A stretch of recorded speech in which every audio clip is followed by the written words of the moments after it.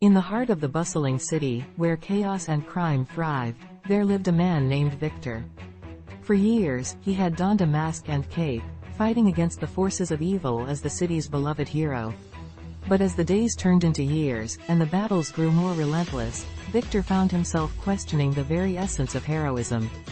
It all started one fateful night, as Victor stood atop a skyscraper, overlooking the city he had sworn to protect. The weight of his past victories and losses bore heavily upon him, leaving him weary and disillusioned. The villains he had defeated seemed to multiply endlessly, their dark intentions seeping into the very fabric of society. The citizens, once grateful for his heroic deeds, now viewed him with skepticism and doubt. The media had painted him as a vigilante, a man who took the law into his own hands. Their words stung, piercing Victor's resolve like 1,000 arrows. The city he loved had turned its back on him, and he felt the loneliness engulfing his soul.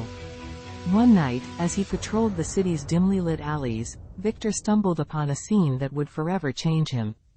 A notorious gangster, known as the Viper, had cornered a young girl, his venomous words dripping with malice. The girl's eyes were filled with terror, her innocence on the brink of being shattered.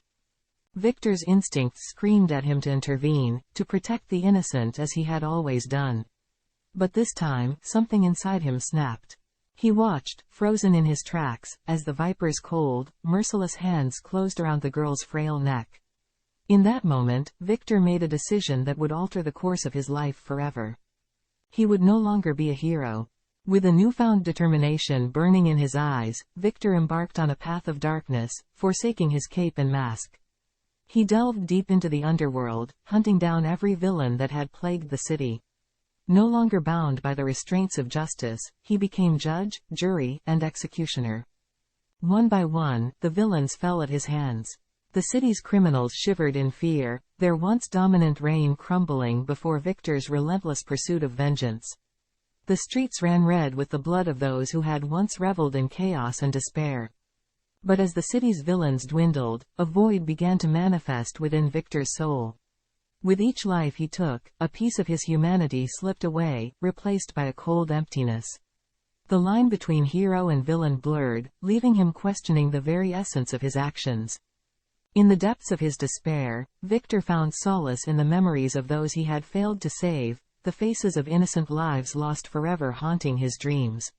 He realized that he had become the very thing he had vowed to destroy, a monster lurking in the shadows. With a heavy heart, Victor returned to the city, his cape and mask once again adorning his weary frame. This time, however, he sought not vengeance, but redemption. He would fight not just the villains that plagued the streets, but the darkness that threatened to consume his own soul. And so, the city's hero emerged from the depths of despair, a man burdened by his past actions, yet determined to make amends. For in the darkest of times, true heroism is not defined by the number of villains slain, but by the strength to rise above the darkness and find the light within oneself.